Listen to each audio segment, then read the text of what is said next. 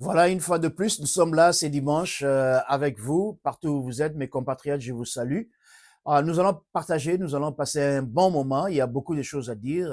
J'ai parcouru, j'ai fait des recherches, j'ai j'ai entendu dans les réseaux sociaux. Il y a beaucoup de choses qui m'ont beaucoup peiné, qui m'ont fait beaucoup du mal, mais nous allons partager cela. Mais avant toute chose, nous allons prier. Éternel et Dieu des armées, nous te bénissons. Toi qui es le Dieu de l'univers, toi qui gouvernes toutes choses, reçois la gloire et l'adoration qui t'est due. Nous sommes là pour notre cher pays, les Congo Kinshasa. Éternel, bénis les dirigeants, bénis, Seigneur, notre Dieu, ceux qui sont au pouvoir. Bénis les Ouazalendo qui sont en France, Seigneur, notre Dieu. Nous te bénissons, ô grand Dieu, pour tout ce que tu vas faire pour nous. À ton nom, gloire et puissance, maintenant et à jamais, pour des siècles et des siècles. Amen.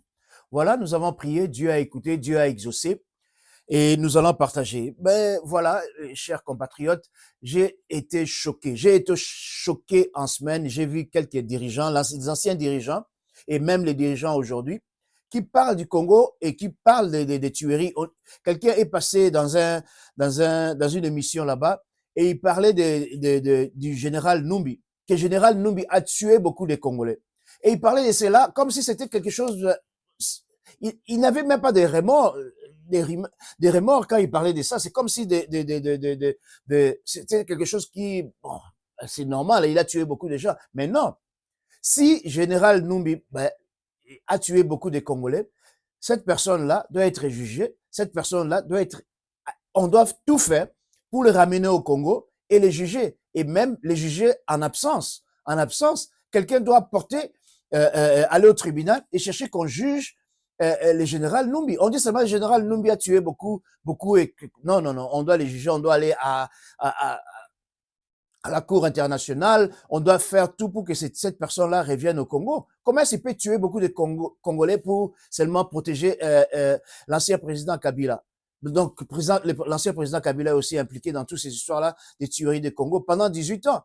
Il y avait un autre qui est passé, qui parlait pendant 18 ans, comment ils ont dirigé le Congo. Et il rigolait, quoi. Comme si c'était, ici aux États-Unis, on dit funny. Hein? Comme si c'était quelque chose, on veut jouer avec. Si c'était comme si c'était de l'amusement, quoi. Mais c'est grave, c'est grave, c'est grave, c'est grave, c'est grave. On parle des Congolais comme si, on parle de notre pays comme si c'était un pays des bâtards. Non, nous ne sommes pas des bâtards, nous ne sommes pas des gens qui regardent les choses, peut-être avant, mais maintenant, je crois plus question de ça. Nous ne sommes plus des bâtards qui regardent les choses comme ça et puis on s'en fout. Si quelqu'un doit massacrer les Congolais, on va massacrer cette personne. C'est le Congo ou c'est la mort. Si cette personne-là veut voler le Congo, on va prendre cette personne-là, on doit le mettre en prison. C'est le Congo ou c'est la mort. Ce temps-là de prendre l'histoire à la légère, c'est fini. Ce temps-là de prendre l'histoire à la légère, c'est fini. Comment on peut passer dans des réseaux sociaux et on parle du Congo comme si c'était un match de football qu'on est en train de regarder à la télé? Mais ça, c'est du n'importe quoi que j'ai vu que je vois dans les réseaux sociaux. Nous devons apporter de la substance. Nous devons apporter des choses qui vont nous pousser à aller de l'avant. Pas des choses qui nous coûtent, des choses qui font dormir. Non. On doit apporter la solution. On doit apporter l'intelligence. On doit apporter la sagesse. On doit apporter quelque chose. Quand on regarde, on écoute, on dit non. Ces gens-là sont en train de vouloir aller quelque part. Ces gens-là ont les idées. Je parlerai de notre président. Est-ce que le président est un visionnaire? C'est ce que je vais vraiment développer. C'est ce que je vais insister beaucoup là-dessus. Est-ce que le président Tshisekedi est un visionnaire pour le pays ou c'est un opportuniste? Est-ce que le président Tshisekedi est un visionnaire pour le pays? On va voir cela, je vais décortiquer cela, nous allons disséquer cela, nous allons voir qu'est-ce que le président a hérité d'abord quand il est venu au pouvoir. C'est là que nous devons juger. Qu'est-ce qu'il a fait? Qu'est-ce qu'il a accompli depuis qu'il a eu le mandat? Notre pays est un pays riche, un pays fort. Le peuple congolais est toujours un peuple qui est aimable. Nous avons beaucoup erré dans la musique, nous avons aimé la musique, la plupart d'entre nous, quoi. Ils ont aimé la musique et la sape, c'est ce que nous avons fait pendant longtemps. Mais le temps est arrivé pour qu'on puisse construire les pays. Nous avons beaucoup prié. Nous sommes allés dans des montagnes, nous avons fait les temps de jeûne, tout ça. Mais le temps est arrivé où nous devons prendre les armes, où nous devons défendre les pays, où nous devons prendre la parole, nous devons défendre les pays. Ces pays-là est riche, ces pays-là est envié par nos voisins. Kagame et tous ces gens qui sont même au pays, les gens de Kagame qui sont même au pays. J'ai suivi aussi dans les réseaux sociaux un frère qui parlait de comment est-ce l'accord même, l'histoire de l'accord avec Kagame et les dirigeants du Congo à l'époque.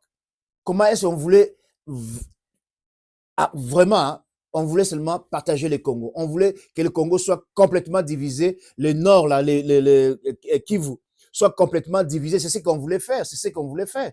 On voulait que ML avec Kagame puisse contrôler cette partie-là du pays. C'est ça l'accord. C'est ça l'accord. Mais incroyable. Incroyable, c'est que on est en train de découvrir. Nous étions complètement comme si on était dans le sommet. Et on se souciait même plus du pays parce qu'on se disait, mais ces pays-là, c'est foutu. Mais non, Dieu merci, nous revenons vers notre pays, notre cher pays. Ce n'est pas encore tard. Les pays encore jeunes, les pays n'ont que 60 ans, ce n'est pas encore tard. Nous devons tout faire, pour récupérer l'argent que tous les dirigeants qui étaient avant, nous devons récupérer cet argent-là. Comment est-ce quelqu'un qui peut être et dirigeant et avoir des millions et des millions dans les comptes? It doesn't make sense. It doesn't make sense. It doesn't add up. Si quelqu'un n'a pas une industrie qui est en train de produire des vivres, qui est en train de produire des choses pour la population congolaise, comment est-ce qu'un dirigeant, un politicien peut avoir des millions dans les comptes? It doesn't make sense. It doesn't make sense. On ne peut pas expliquer cela. Ce type-là, sa place est dans la prison. Cette personne qui est en train de voler la population, qui est en train de tuer la population, sa place, c'est dans la prison. Je voulais aussi, avant que je puisse entrer dans le vif du sujet, je voulais aussi parler d'une chose très, très, très importante pour ceux qui veulent venir ici. Je suis ici aux États-Unis, ça fait bientôt un temps. Pour ceux qui veulent venir ici, il y a la loterie qui va finir à la fin du mois. Donc, jouez à la loterie. Je vous demande de jouer à la loterie. À Victoire, là-bas, il y a un endroit, je vais voir encore, j'ai vu ça sur les réseaux, j'ai pas pris, mais à Victoire, là-bas, il y a un endroit où vous pouvez aller pour 5 dollars seulement et aller, et on va vous faire tout, on va prendre la photo et on va vous amener. Si vous êtes à Kinshasa, vous voulez aller là-bas, je mettrai sur mes réseaux, je mettrai mon numéro de WhatsApp. Vous pouvez m'appeler et je vais payer les 5 dollars là. Je vais payer les 5 dollars, vous allez là-bas, je payerai les 5 dollars, on vous prend la photo, on fait tout, je vais payer les 5 dollars si vous voulez aller. Donc, les 100 premiers, je vais prendre ça, les 100 premières personnes qui vont se rendre là-bas, je payerai les 5 dollars à cette compagnie-là. Si quelqu'un peut faire des recherches, les 100 personnes qui vont aller là-bas, je vais payer les 5 dollars et on va prendre leurs photos et on va vous faire l'application pour que vous puissiez obtenir Dieu seul sait quoi. Vous pouvez obtenir la chance de venir ici aux États-Unis. Donc ne vous souciez pas comment. Allez seulement, faites l'application et nous verrons par après qu'est-ce qu'on peut faire. Allez seulement là-bas, il y a 5 dollars à payer et les 100 premières personnes à partir d'aujourd'hui, donc pas avant quoi, à partir d'aujourd'hui, ceux qui vont aller à cet endroit-là en ville, à Victoire, ceux qui vont aller là-bas et disent que non, Révérend Claude nous a envoyé, vous faites référence, c'est Révérend Claude vous a envoyé, vous allez là-bas, vous faites cela et je vais payer les 5 dollars, seulement 100 personnes qui peuvent aller là-bas, je vais payer, on fait l'application. L'application là, c'est gratuit. Si quelqu'un vous dit, vous devez payer beaucoup d'argent, vous allez dans les websites, on vous dit, il faut payer 35 dollars, 50 dollars, ça c'est du vol. Il faut pas accepter cela. Ça c'est du vol. Donc, faites tout, allez là-bas, ceux qui sont à Kinshasa, ceux qui sont ailleurs, je suis désolé, je peux pas être partout. Mais disons, si vous allez ailleurs et on vous demande de l'argent, un minimum de 5 dollars, c'est quand même raisonnable. Vous allez là-bas, on vous demande cela, je vais payer cet argent-là, je mettrai mon numéro dans YouTube, je suis dans YouTube, dans Facebook, je mettrai mon numéro de WhatsApp, vous pouvez m'appeler. J'ai pas encore vous pouvez aussi commentaires sur Facebook, j'ai pas encore les commentaires sur YouTube. Je suis en train d'étudier encore pour voir comment on peut mettre encore les commentaires et je ferai ça. Donc, allez et faites ça, c'est vraiment important. Ça va aider les familles, que quelqu'un sorte, que quelqu'un vienne ici et aider les familles là-bas. Ça fera du bien. Ça fera vraiment quelque chose d'important. Chaque année, c'est comme ça. Les États-Unis, avec les démocrates là, ils veulent que les gens viennent ici. Bon, c'est un grand pays, c'est un pays vaste. comme notre pays est un pays vaste et il y a des opportunités toujours. Comme nous sommes là, ça fait longtemps, nous avons toujours des opportunités. C'est pas comme l'Europe, c'est pas comme le Canada. Ici, quand tu viendras, tu vas travailler, quoi. C'est pas, on te donne pas l'argent gratuitement. Ici, tu viens, tu vas travailler. Et c'est ça. Dieu nous a toujours envoyés dans ces pays. Dieu a envoie les gens dans ces pays pour qu'ils viennent travailler. Ils viennent pas pour dormir, ils viennent pas pour voler l'argent. Non, non, non, non. Nous devons vraiment faire tout pour amener beaucoup à venir aux États-Unis, étudier, à aller faire autre chose et aider notre cher pays. Voilà, je voulais vous parler aujourd'hui des choses qui me touchent à cœur, des choses qui me tracassent. Le président Tshisekedi, c'est un visionnaire pour notre pays. Voilà un peu le thème que je vais développer aujourd'hui. Est-ce que le président Tshisekedi est un visionnaire pour la RDC ou c'est un opportuniste ou quelqu'un qui vient seulement qui veut être président? Est-ce qu'il est opportuniste ou bien c'est quelqu'un, est-ce que ça vraiment opportuniste ou bien ça mutumoko alingi koloba ke non, nakosalisa mboka nalingi penza aza na motema mboka. Comme je vous avais dit dans la fois passée, Monsieur Tshisekedi est un homme, Tshisekedi Tshilombo est un homme qui a les soucis. Il a l'amour. Tu peux le regarder, tu peux l'écouter. Il a vraiment l'amour du pays. Il veut que le pays avance. Il veut que le pays aille de l'avant. Comparé au premier gouvernement, pendant 18 ans qu'ils étaient là, ils ont pillé le gouvernement. Ils ont pillé le Congo. Ils ont complètement pillé. Il faut le dire. Il faut pas les cacher, quoi. Il faut le dire. On peut seulement être fort quand on connaît ses fautes et on dit, OK, j'ai fait des erreurs, pardonnez-moi et je vais avancer. On va pas seulement pardonner, on doit aussi rembourser l'argent qui a été volé, quoi. Les millions, les contrats qui sont sortis, on doit récupérer cela. On doit récupérer cela.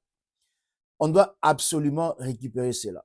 Et on doit poursuivre aussi tous ceux qui veulent nuire. On doit les poursuivre. On ne doit pas dormir. On ne doit pas dormir. On doit poursuivre tous ceux qui veulent nuire aux intérêts du peuple congolais. C'est le peuple d'abord. Les intérêts du peuple congolais surpassent les intérêts de n'importe qui, d'un individu, d'une tribu, des cabales là, de personnes qui sont là en train de piller, de terroriser le peuple congolais. Non, les intérêts du peuple congolais sont plus forts. C'est le Congo ou c'est la mort. Il n'y a rien d'autre. Il n'y a pas des choses. Il n'y a pas des choix. Il n'y a pas des choix. Il n'y a pas de choix. C'est le Congo ou c'est la mort. Il n'y aura pas deux mesures. C'est le Congo ou c'est la mort. Nous devons, à partir de maintenant, nous devons défendre notre Congo. On va défendre notre Congo ici aux États-Unis. On va défendre notre Congo en Europe. On va défendre, c'est pas le gouvernement. On ne parle pas du gouvernement.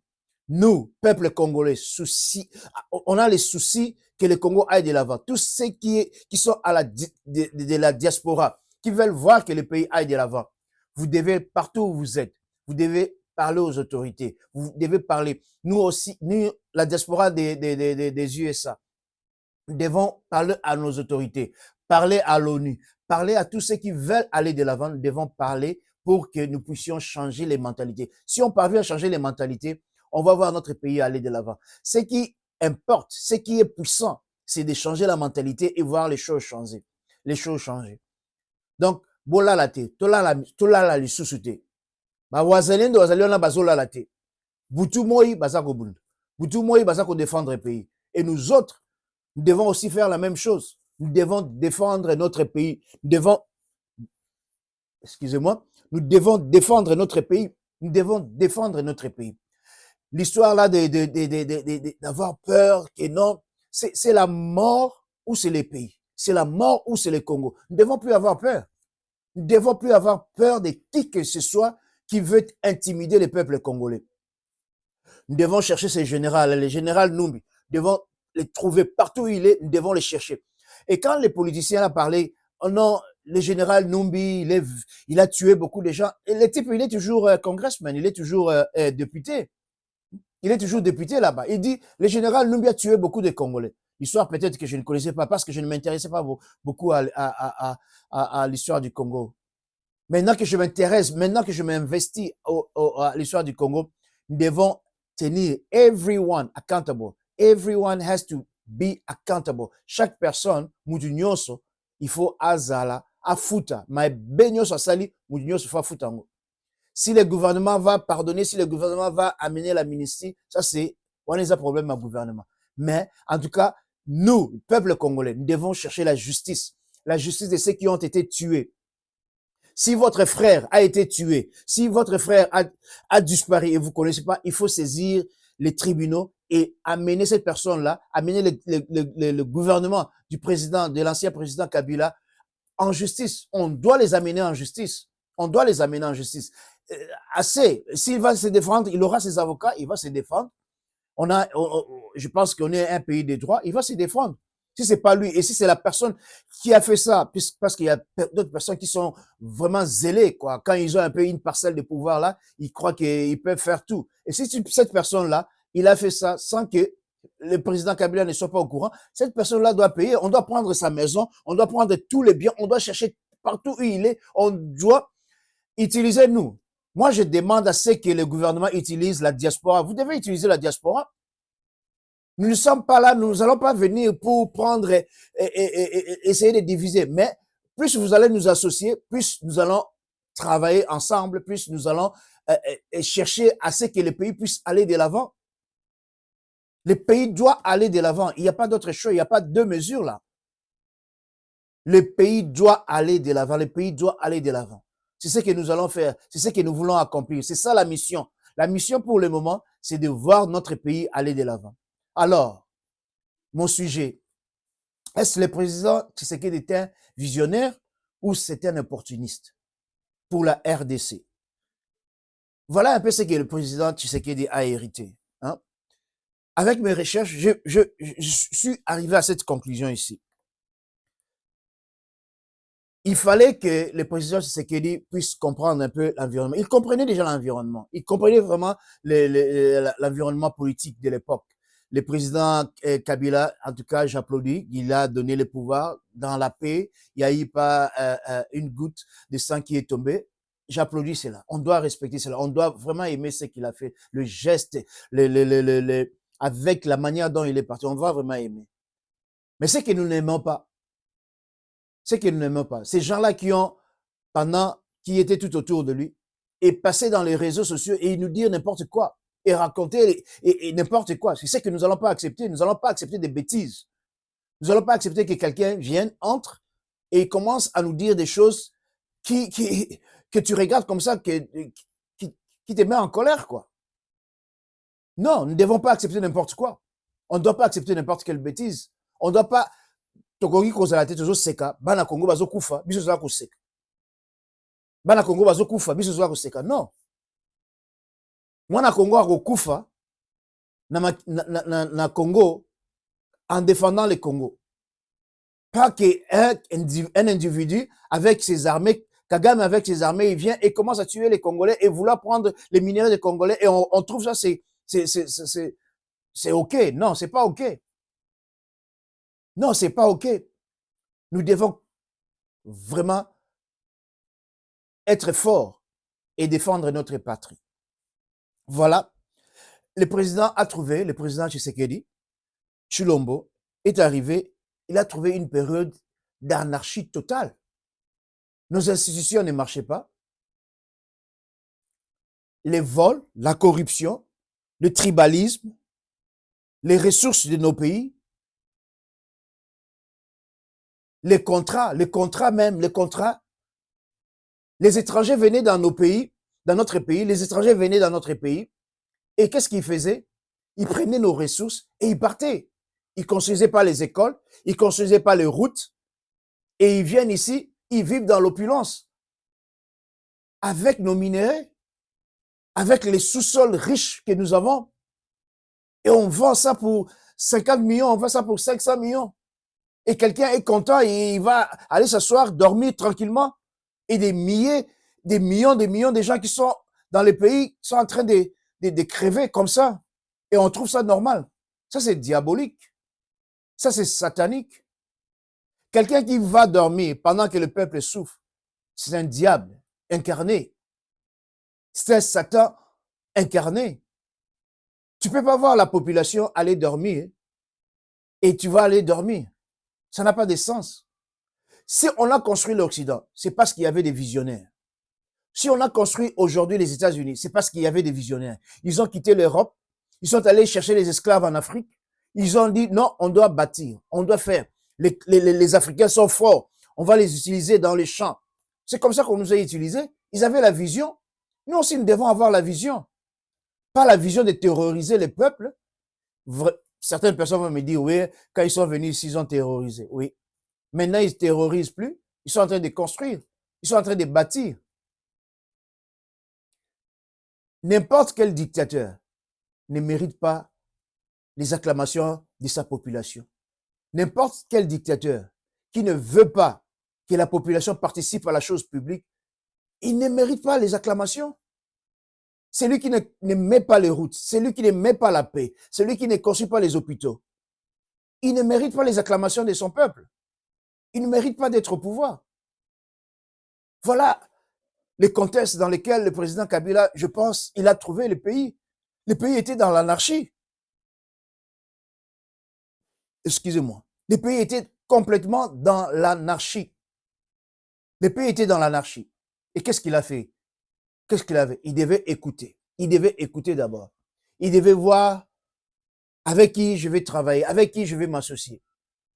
Nous avons vu par après, il a associé Mbemba, il a associé Kamere, bien qu'il a volé. Il doit aussi remettre l'argent qu'il a volé, Kamere, là.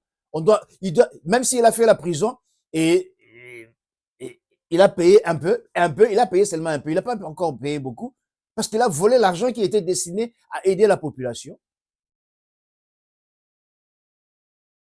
On ne doit plus tolérer, on ne doit pas tolérer les gens qui volent, on ne doit pas tolérer les gens qui font le mal. Je vais demander aussi, pendant que je suis là, quand vous êtes en ville, parce que Kinshasa est devenu trop peuplé. Quand vous êtes en ville, et quelqu'un vous dérange, nous avons tous ces appareils ici, les appareils téléphoniques. Prends la photo de la personne, prends l'image de la personne, va à la police, dit que cette personne-ci est en train de déranger. Donne ça au service, la police va donner ça au service secret. Et si tu connais les services secrets, appelle les services secrets. Nous devons avoir les numéros, appeler les services secrets. Comme ici, on est 911, ici aux États-Unis. Nous devons avoir ces numéros-là. Nous pouvons devenir forts. Qu'est-ce qui fait qu'aujourd'hui, Israël est très fort? Au moins, vous allez dire que les États-Unis sont derrière eux. Nous aussi, nous pouvons avoir des partenaires qui peuvent être derrière nous très forts. Si nous sommes disciplinés. C'est question d'être discipliné. C'est question d'être discipliné. Voilà. Voilà les contextes dans lesquels nous avons trouvé le Congo. Il y a des voleurs partout. Tu vas en ville. Les Kinshasa même. 12 millions. 12 millions. L'embouteillage comme c'est pas possible. Il faut désenclaver Kinshasa. Certaines personnes doivent retourner là où ils sont venus.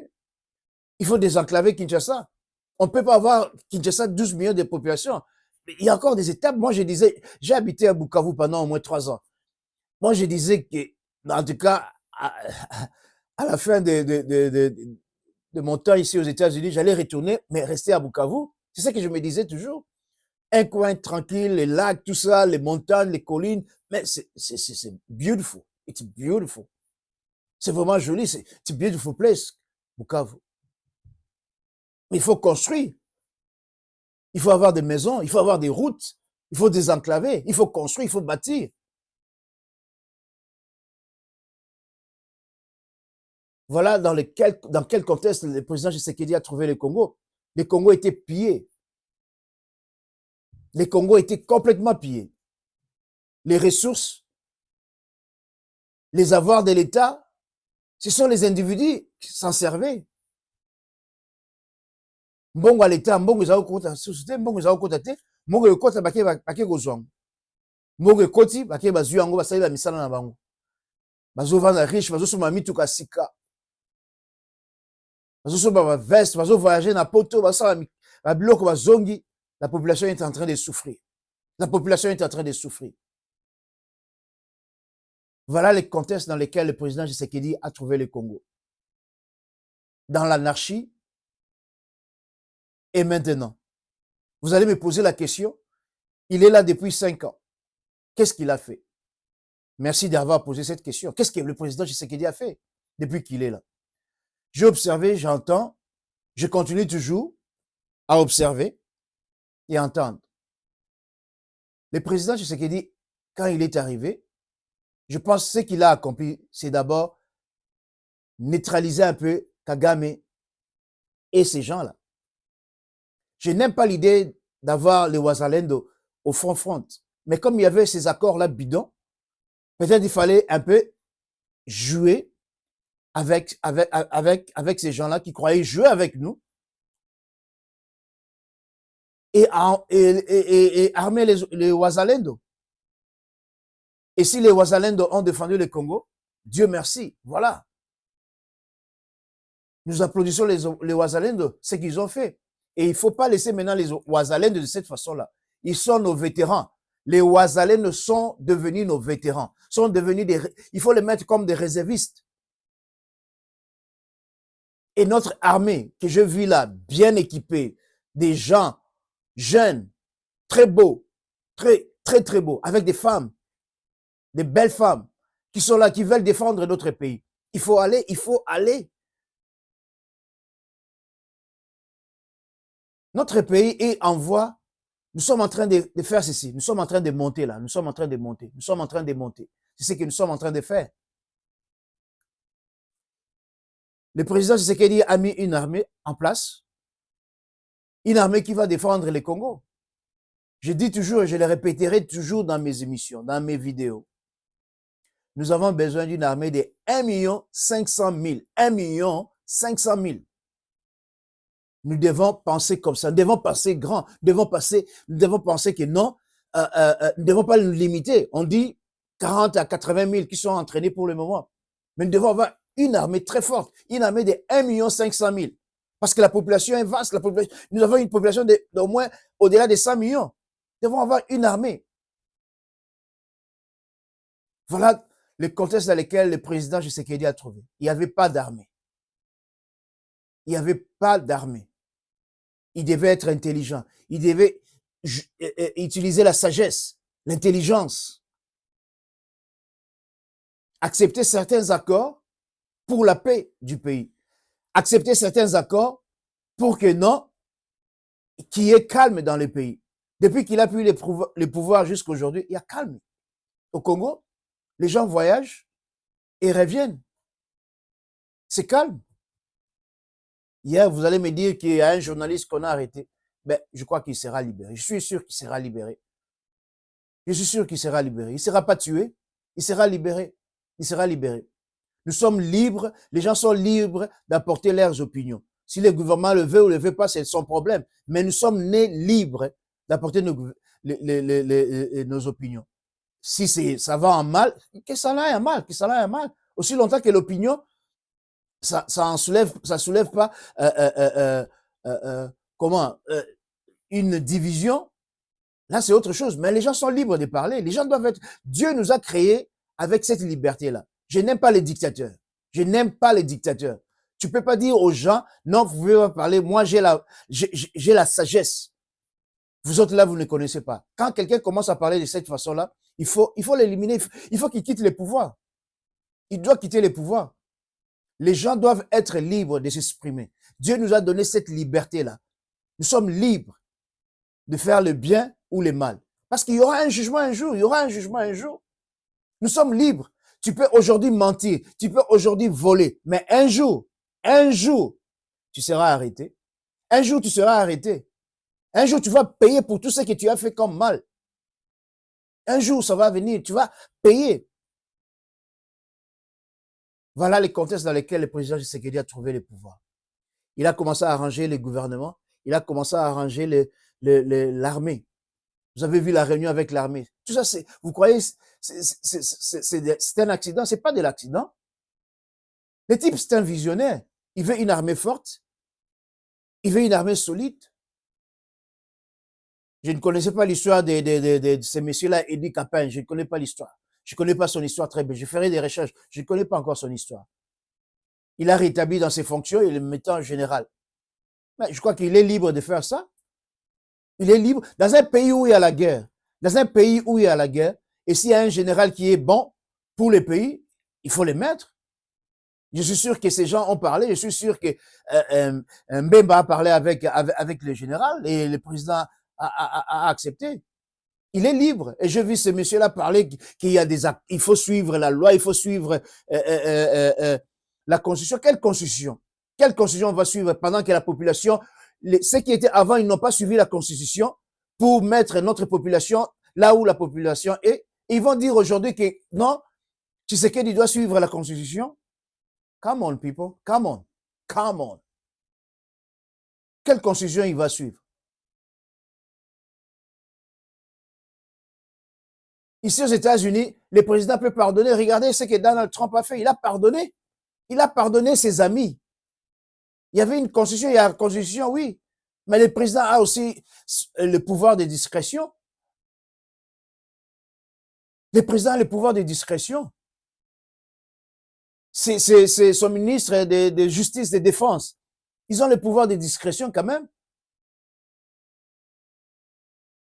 Il a le droit, s'il doit ramener ces généraux-là, Eddie Capent, à ses fonctions. Moi, j'applaudis, je trouve que c'est génial, c'est bien. Je connais pas son histoire. On me dit que j'ai appris dans les réseaux sociaux, c'est le frère l'ancien président Kabila. Mais le président a le pouvoir de discrétion d'amener cette personne-là, de rétablir cette personne. Et voilà aussi, j'ai donné quand même ce qu'il a fait. Il y aura d'autres choses, on va parler. Mais voilà aussi ce que je n'aime pas. Ce que je n'aime pas dans ce que j'ai vu pendant qu'il est aussi président. On ne doit pas stopper un journaliste, je ne sais pas ce qu'il a fait. Les journalistes qui est en prison, qui est à Makala, on ne doit pas empêcher les journalistes de parler. Les journalistes doivent parler.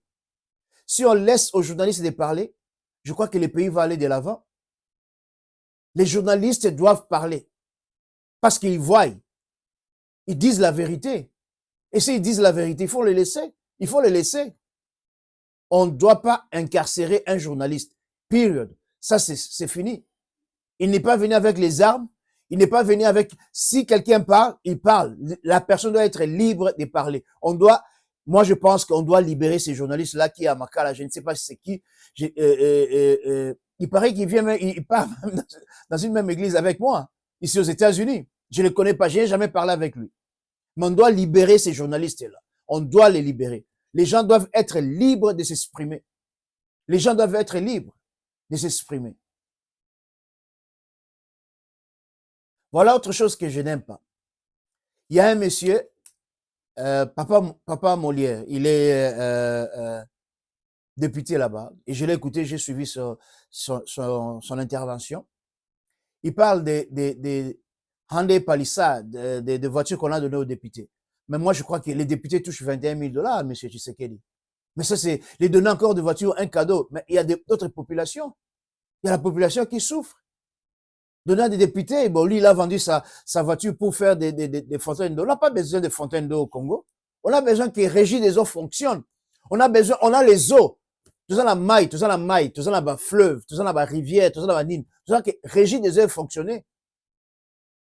On a toutes ces capacités-là pour faire. Les députés touchent 21 000 $. Pourquoi encore leur donner les voitures? Pourquoi on veut les apaiser? On ne peut pas apaiser la population. Il faut apaiser la population aussi. La population souffre. Voilà quelques idées que je vais vous donner. Voilà quelques idées que je vais vous avancer. Ne donnez pas à vos députés des voitures. Ne donnez pas à l'union sacrée des voitures. 500 députés, 500 députés, 500 voitures, c'est quel genre de tradition là quand la population suit? Et on parle de l'hôpital de Mama Yemo, l'hôpital de Mama Yemo.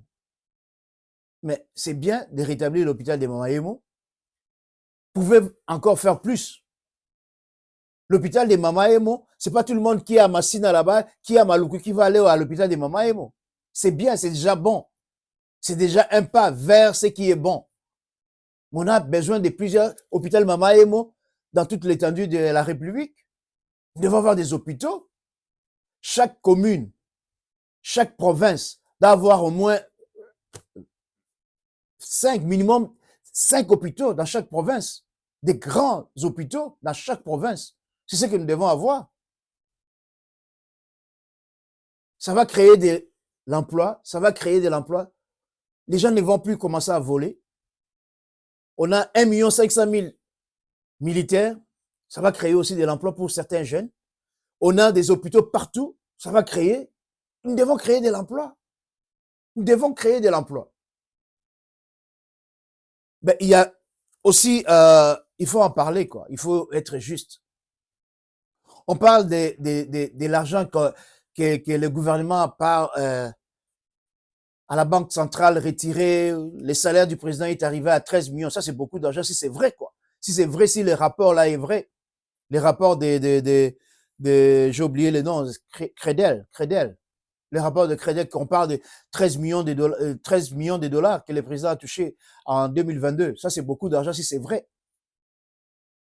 Si c'est vrai, c'est beaucoup d'argent pour un pays qui est engouffré dans des problèmes.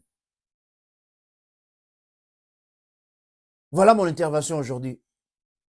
Nous devons, je pense que le président Tshisekedi est un visionnaire. Je pense que le président Tshisekedi aime son pays. Il a l'amour de construire, il a l'amour de bâtir, et il doit être vraiment reconduit dans ses fonctions. Et nous verrons encore de grandes choses avec lui. Nous verrons un pays stable, un pays respecté dans le monde, un pays qu'on aime. Il n'y aura pas de tueries. Désenclaver le Congo, que le Congo soit complètement désenclavé. Je vais dire Congo, je vais dire Kinshasa. Kinshasa soit complètement désenclavé. 12 millions de gens dans Kinshasa, c'est beaucoup, c'est beaucoup. C'est une forte population, 12 millions. On doit ramener certaines personnes là où ils sont venus, ou les ramener très loin. Mais 12 millions, c'est vraiment beaucoup. À Kinshasa même. Les routes, on doit construire les routes, on doit construire les autoroutes. Et ça sera très bien si on peut faire ça. Je demande qu'on puisse le faire, qu'on puisse construire cela. Mais si on construit cela, ça sera bien pour notre population. Est-ce le président est un visionnaire? Certainement, il est visionnaire. Les alliances qu'il est en train de faire, certainement, il est visionnaire. Nul n'est parfait. Les contextes dans lesquels il a trouvé, les contextes politiques, les contextes géopolitiques dans lesquels il s'est trouvé, on doit l'applaudir aujourd'hui. Le calme, la paix, la sérénité. Mais il y a encore beaucoup à faire. Et nous ne devons pas baisser les bras. On ne doit pas baisser les bras. Nous devons fournir les efforts pour voir notre pays aller de l'avant, pour voir notre pays changer complètement, voir notre pays avancer. Et avec du sérieux, avec détermination, nous pouvons arriver à cela. Nous pouvons arriver à cela si nous mettons tous à travailler. Et ceux à qui j'ai dit 100 personnes, allez à Victoire. Si vous êtes à Kinshasa, Victoire, 100 personnes, c'est 5 $. Vous dites, Révérend Claude vous a envoyé. Je vais mettre mon numéro de WhatsApp. Vous m'appelez, vous m'envoyez un message. Si je ne prends pas, envoyez-moi un message sur WhatsApp. Et je vais envoyer à cette maison-là 5 $ pour ceux qui vont s'inscrire. Ceux qui vont s'inscrire, j'enverrai 5 $ pour faire l'application des visas loterie pour venir ici aux États-Unis. Voilà, je vous remercie pour tous ceux qui m'ont suivi. Nous avons encore beaucoup à dire. C'est le Congo ou c'est la mort. Que Dieu vous bénisse. À la prochaine fois. Bye bye.